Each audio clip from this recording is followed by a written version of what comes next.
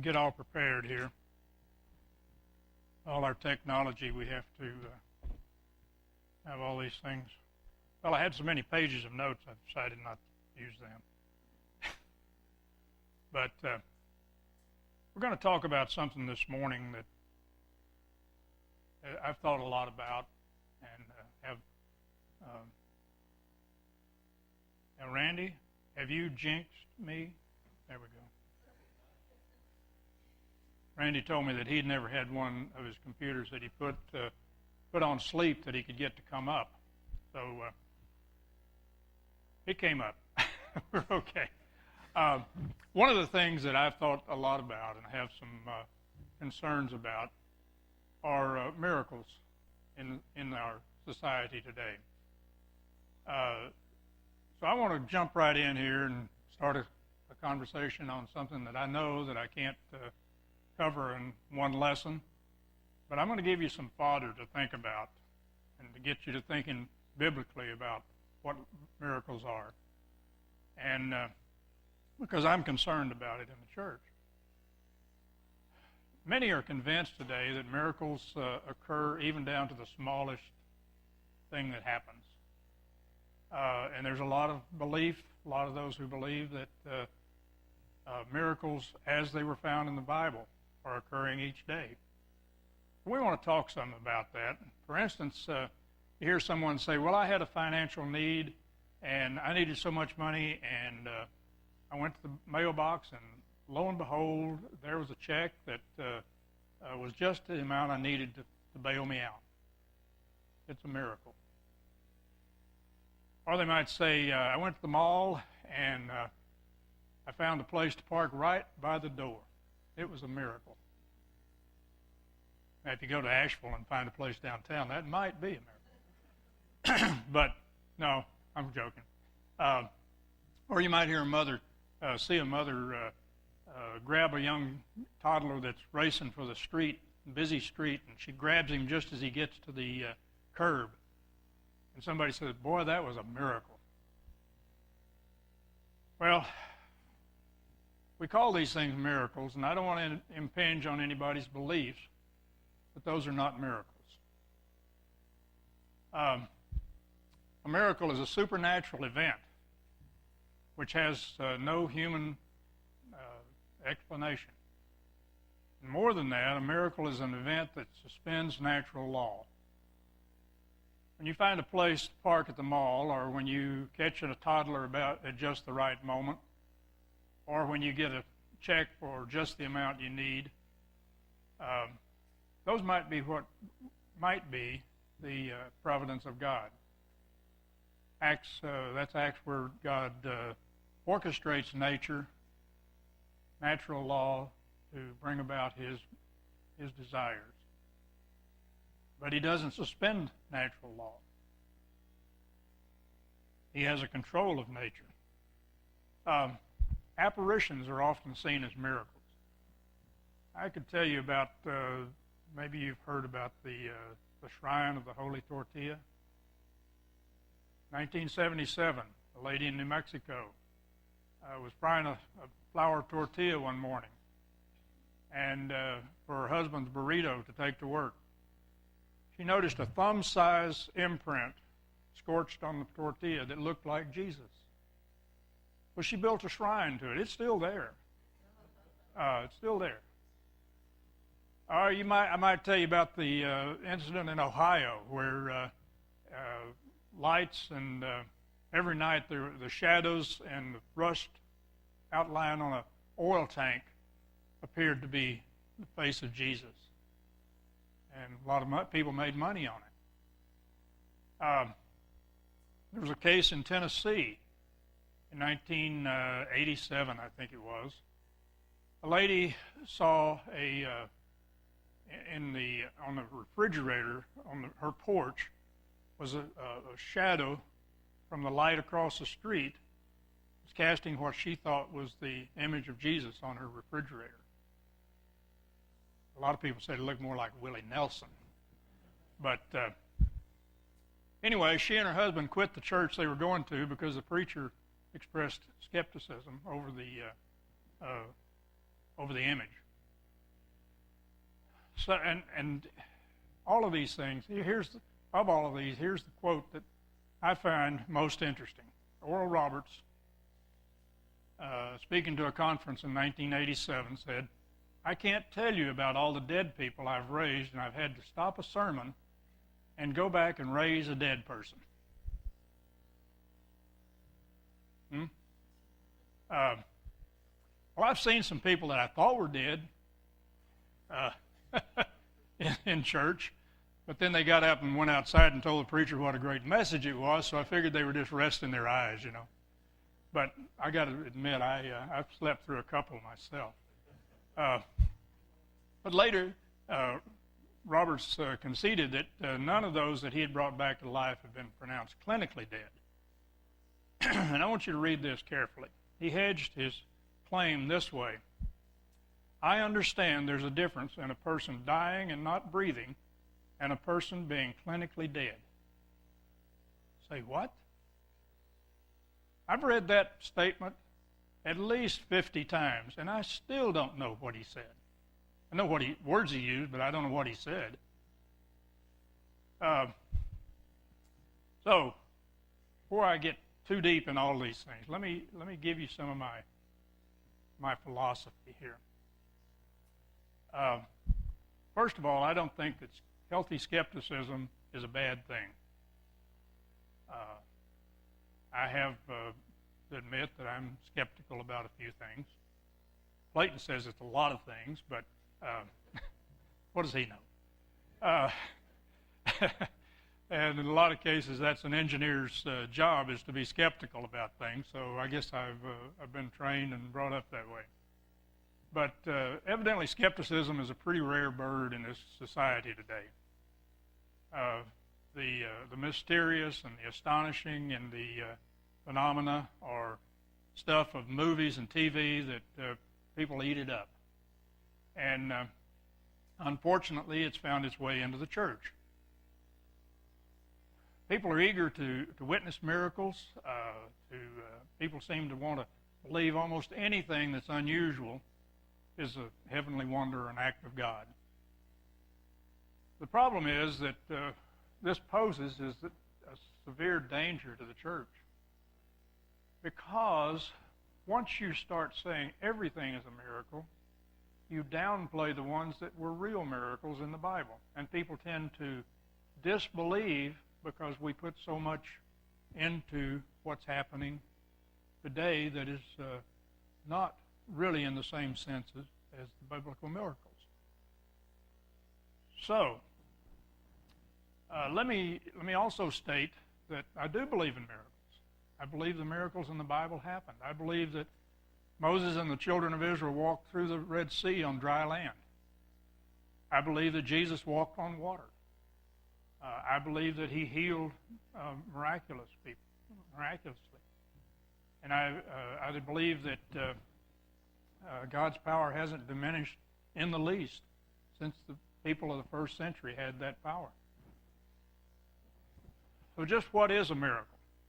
Well, by biblical standards, the technical definition would be this: a true miracle is an event or occurrence that overrules, transcends, or sets aside the laws of nature. It cannot be explained by the laws of physics, nature, or human standards. That's technical.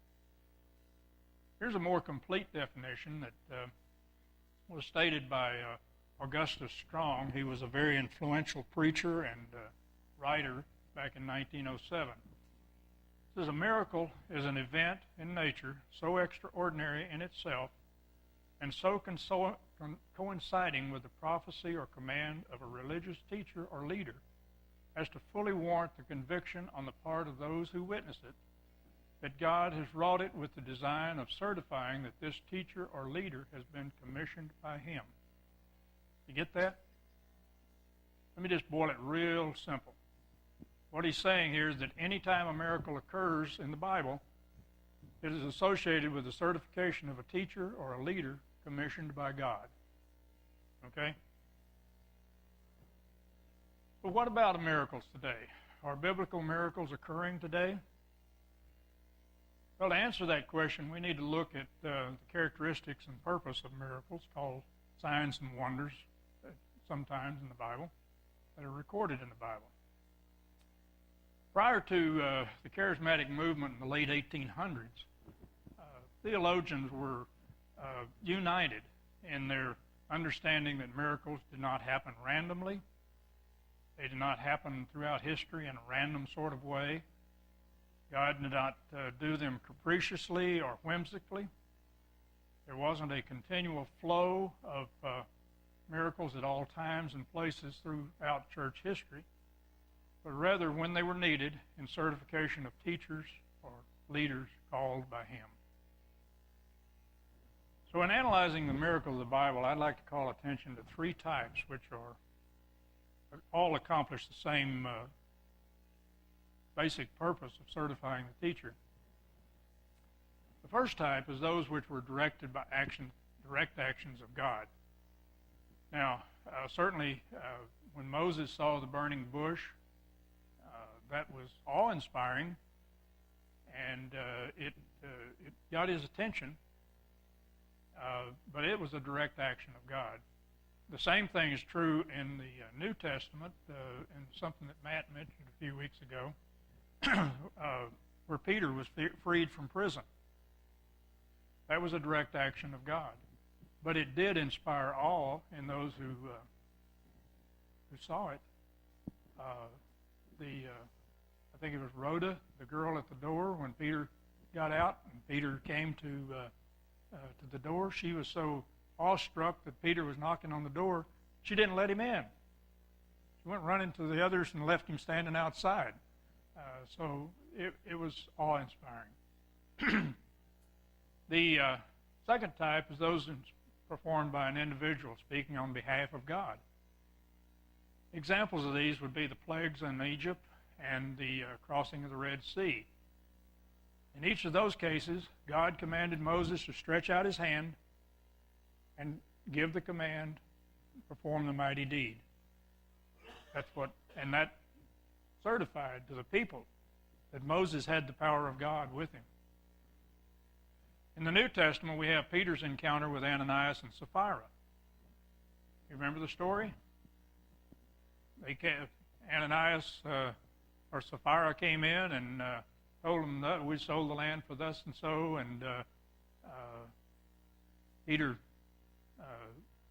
told her she was lying and struck her dead. A few minutes later, her husband came in and told him the same story. I think I've got that. His wife came in. I got it reversed, Randy tells me. But anyway, they were both struck dead for lying to the Holy Spirit. The people were in awe. They knew that the power of God was with Peter.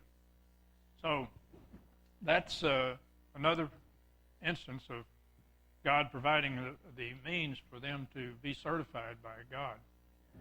And the third type would be those performed by Jesus. The basic purpose is still there, that it certifies that Jesus was sent from God. But in every case, almost every case, and especially in healing, there was some faith required on the part of the individual being healed. In the case of the woman with the issue of blood, she touched the hem of his garment. He was in a crowd, surrounded by people, pressing in on all sides. She touched his garment, and he knew that power had gone out from him. And he turned to her and told her that her faith had healed her. He went to his hometown in Nazareth, where they didn't believe in him, and it says that he was unable to perform many miracles there. He performed only a few because there was no faith in him. So faith was involved in these miracles that Christ had, and we don't know exactly how that was. For instance, we don't know if he couldn't perform the miracles, or was it just that the miracles didn't happen because they lacked faith. It says he couldn't perform them. When Jesus performed a miracle, it was always for a reason. I want you to remember that. It was always for a reason. Every miracle that he performed was accompanied by a lesson, a claim of authority, a claim of deity, or a claim of the power to forgive sin. When the unbelieving Jewish rulers demanded a sign or a miracle, what did Jesus do? He didn't give them one, did he? Instead, he pointed to Jonah, the sign of Jonah. As Jonah was in the belly of the whale for 3 days and 3 nights, the Son of God would be in the belly of the earth, Son of Man. That's in Matthew 12:38 through 40. What about the claim today that some have been given the same powers that the Holy Spirit bestowed on the apostles? This claim is made by that these extraordinary powers were passed down by men who had been given the power by the apostles. So is this possible? Were the people who were given these powers by the apostles able to pass them on to other men, who passed them on to other men, and so forth, 2,000 years ago? Well, let's see what the Bible has to say about it. We read in Acts, after the stoning of Stephen, that the disciples, all the disciples, it says all of them, left Jerusalem except the apostles. And because of the persecutions that were going on, there was a great persecution broke out after the stoning of Stephen. In chapter 8, we find that Philip, who was a deacon, I guess they would call them at the time, in Jerusalem, had gone down to Samaria, and he was preaching to the people down there. And they were paying very close attention to him because he was performing these great miracles of healing. All the people were really amazed at what he was doing. We're told that the people who believed and were baptized did not receive the Holy Spirit.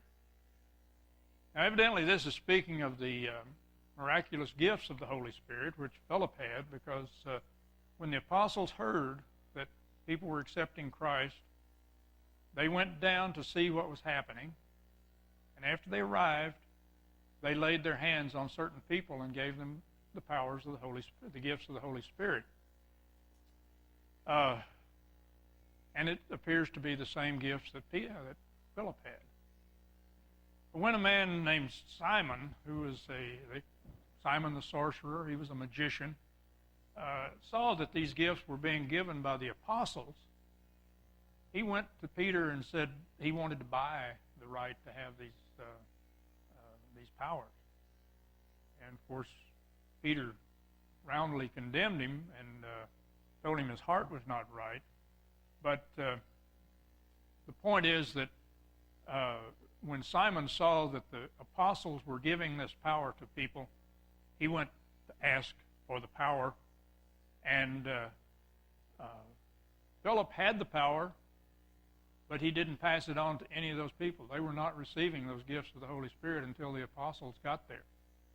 So the point is that the apostles were the only ones that were powerful enough or had the power to pass it on. After that, it was dying. But why was it necessary that these people have this special power? Well, we said a while ago that the powers, the miracles that God caused people to perform verified that they were from God. It also verifies that they had the knowledge, the powerful knowledge of the truth of God, the gospel. At that time, they didn't have the written word, remember? It wasn't until many years later that the word was actually written down. So, before Jesus ascended back to the Father, he told his disciples, I'll send a comforter. The Holy Spirit will guide you into all truth. That's what they were doing. But what about God working miracles today? Well, I said a few moments ago that God was as powerful today as he was in ancient times or in the times of the early church. And he does work in our lives today, but not in the same manner that he worked in the lives of the early Christians. Debbie just told me about a story that happened last Sunday, and I get chills about it too, Debbie. And it's, God does work in our lives, and we've got to remember that. You know, for so many years, I never thought about that. I was legalistic. I had all these, well, I just didn't really think about it. But I'll tell you in a moment about some things that happened to me that showed me that God is working in our lives. But there's no longer a need today for men to be certified by God that they are, because we have the written word from God. We can read it for ourselves and see to gain our faith. There's no need that the Holy Spirit guide us in all truth, because we have the written word. We have His holy word. So actually, by the end of the first century, there wasn't any need for the miracles. And what did we say? Jesus only performed miracles when there was a need. Those needs for the special knowledge and certification have passed. So what does He do? Well, He works through His providence to accomplish in our lives what He wants us to be. And what does His providence mean? Webster defines it as divine guidance or care. So God does care for us, and He guides us. He guides the events in our lives. Let me give you an example. I told you I'd tell you about something that happened in my life. And when my father died, I tried to get transferred to San Antonio. We had an office in San Antonio, and I tried many, many times to get transferred so I could be close to my mother and close to Rosie's mother and dad. Every time was a dead end. They always had somebody already selected to go before I ever got a chance to apply. After 6 years, my mother passed away, and so we decided that we would build our retirement home and stay in Palm Beach County. We'd lived in it about 3 years when we were on a trip to Texas, and we found that Rosie's mother and dad were in very bad circumstances. He was in very bad health. She wasn't too much better, but he was in a nursing home, and she was very bad financial shape. So we talked about what we were going to do, how we were going to help them. I still had several years to go before I could retire.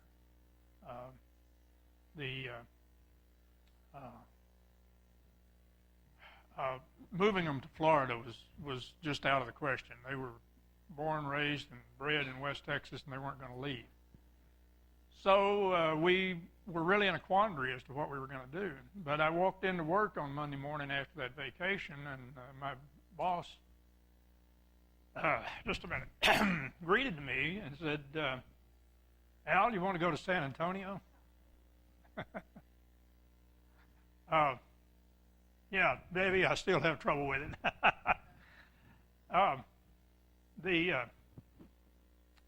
fellow had been selected to go, and the boss came down one day and was standing. We had these dividers between our desks that were about this high. The boss was standing on one side, and the fellow that was chosen to go was on the other, and he started making some very derogatory remarks about the boss and the company. And the boss told his guy there, said, that guy's not going. We're going to take somebody else.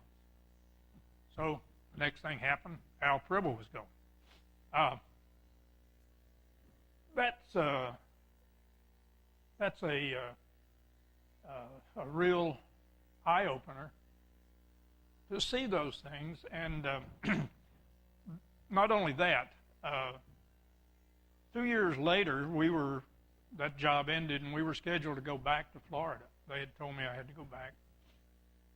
I got back down there on my birthday, the 31st of October, and the 1st of November, they offered an early retirement for those people that were 55 and older, which allowed us to go, and other things. I went to find a job for a friend, and turned out an ex-neighbor was looking for an engineer to work in Dallas. So we went back. And then 8 years later, we had the events that I told Debbie about before the sermon today, that extraordinary events, amazing events And it was truly an amazing 11 and 12 years that we spent in Texas and came up here. But the point is, too, that none of these things were done for my benefit or Rosie's. They didn't benefit us. Turned out to be a blessing in the long run, but it was God putting us somewhere where we were needed and where our family needed us. In fact, if I were praying for some place to go, West Texas would be way down on the list. Right, Sherry? But in all of those things, nothing was outside the realm of chance, nor did it violate any natural law. And pure happenstance is how anyone who didn't believe in God would view it. I've had people here that I've told about this, and they said, "Oh, well, that could happen. You know, that's just the odds of. That's just chance." Well, I'm pretty well acquainted with statistics. That was my job for a few years, and I know that the probability of all those circumstances coming together at just the right time, in just the right sequence, if it could be calculated, would be infinitesimal. Small odds. Each of the small events might be coincidental, but when it's a string of improbable incidences, you have to begin to wonder, what is happening here? Who is guiding these things? What do you suppose would be the odds of Ron here winning the lottery 10 weeks in a row, especially when you don't play it? That's the way with me. They tell me you got to play it in order to win, and I haven't ever figured that out. Well, the probability exists that somebody could do it. You know, a fellow told me one time, a long time ago, when I was dealing in statistics, that a fellow designed a machine that would give a random number every time it came up a number, it would give a totally random number. Well, it came up with the same number 4 times in a row. So he told the fellow that was building it, said, "I want it fixed where it won't come up with 4 times in a row." Now, is it truly random? No, not anymore. It can happen. He could win the lottery 10 times. You better start playing, Ron. They could happen by chance, but my faith tells me they didn't. I have faith in God that God was directing those things. And this is what's called God's providence. Was it a miracle? Well, only in the sense that we can't explain it. While it was happening, there was nothing out of the ordinary. There was nothing awe-inspiring. That fellow being there on the other side of that wall and talking about the boss, that happened every day. The fact that the boss was standing well, that could happen too. But the fact that he had been chosen and there was a need for me to go, and I had been trying to go, and all these things, and all the things that happened afterward, the fact that when the job played out and the door opened and I went back, we were there when Rosie's mother and dad passed away. All of those things happened in just the order that they needed to happen. We prayed last Sunday that Debbie and John would sell their house. At 2 p.m. that afternoon, there was an offer. Well, who knows that offer wasn't in the works already before? But certainly God helped them out. And so we see these things, and we know that maybe they happen by chance. It's a possibility, but as children of God, we know that God's working in our lives, and we give Him the glory for those things. And it's only after the fact that you know that God had to be working in those things. So I wanted to encourage you. When you see these things that are unusual, think of them as maybe God working in your life, but don't call them miracles, because they're not. And only those who believe in God would see them as that way. Other people see them as happenstance. So I want you to remember that. So to sum up, the characteristics of biblical miracles of the Old Testament were always a sign either to a person God was calling, as in the burning bush was to Moses and the dew on the fleece was to Gideon. Anybody remember that story? Judges 6. Or to show that the person speaking was God's spokesman, as were the plagues on Egypt.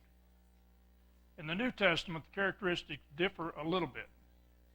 While they also identified God's spokesman, they guided men in the teaching of God's will. The miracles of Jesus that Jesus performed were also used to drive home a point about his teaching. In the feeding of the 5,000, he stated that he was the bread of life. In other times, they showed his power over nature, as in the calming of the sea, over natural law, as in the healing of the woman with an issue of blood or the centurion's servant. And certainly the most powerful one was the raising of Lazarus to show his power over death. But God works in our lives more quietly today. He works to produce the outcome that he desires and to help his children. And we are his children, and he cares for us. So we usually only recognize these things that God was guiding the process after the fact, and it strengthens our faith. If it ever has happened to you, then you know that it strengthens your faith. And it strengthens the faith of those that we relate it to if they're willing to accept it. So that's the point I want to get across, that we need to treat things that are miracles, those in the Bible, as miracles, and recognize that God was behind them and that he suspended the law of nature. God steps in and works his wonderful miracles, and then he steps out and lets nature take its course. So, I thought about this, that when Jesus was feeding the 5,000, do you reckon the people that were there recognized that a miracle was happening? You suppose they knew that only 5 fishes and a couple of loaves of bread were all that they started out with, and yet they wound up feeding 5,000 people? I doubt it. I really do. But the disciples knew, and they recognized that a miracle was happening. But he used it to point to himself as being the bread of life. That kind of concludes what I have to say about that. I haven't talked about anything this morning that directs at someone's salvation. This is not an issue that you would term a salvation issue, but it's something that concerns me. But if you have studied and you know what it takes to become a Christian, if the worship team would like to come up, I'll finish up here. If you know what's required to become a Christian, would like to be baptized, or you have issues that need to be resolved through prayers of the congregation, or if you're a baptized believer and you would like to work with our congregation and work under the oversight of the elders here, we invite you to come forward.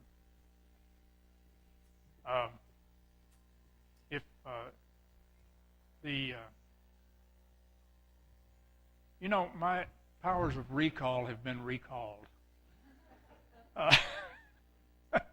Anyway, if you'd like to have any needs at this time, while we stand and sing, would you come forward?